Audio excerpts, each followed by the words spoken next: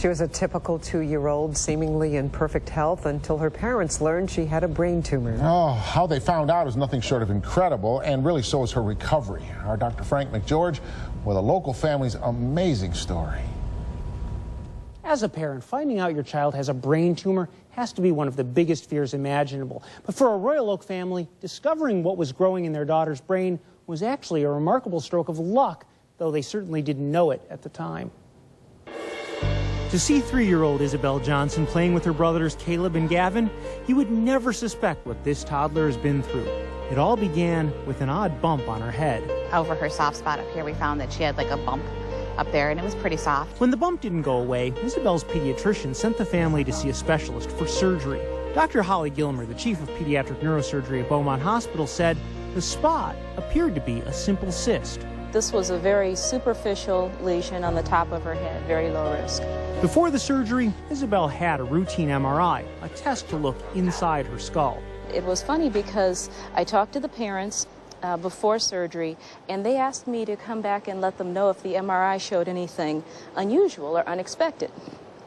And it did. When I saw the MRI, I saw a second tumor deep in the center of her brain, which didn't appear to be associated with the first one at all, and was clearly not a simple cyst. I could just see the look on Dr. Gilmer's face as she was dreading what she was going to tell us. She said we found something else, and she said she has a tumor deep in her brain, near the brainstem.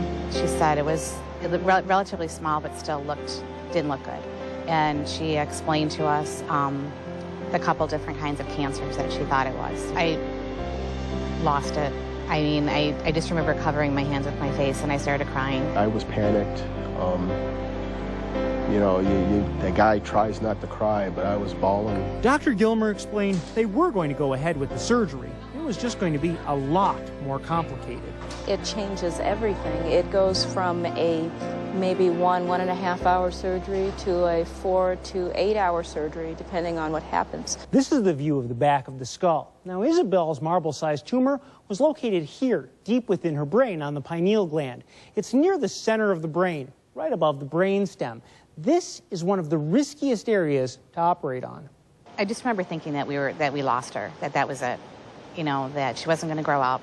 As Isabel's family waited for 4.5 agonizing hours, Gilmer carefully removed the cyst and the tumor. She was actually giddy when she came out of the surgery. She pulled us back into the conference room, and she's like, well, she goes, it might be benign. And she was so excited, and we're still sitting there kind of dazed about the whole thing. And I'm like, oh, okay. 12 days later, the biopsy confirmed the tumor was not cancerous.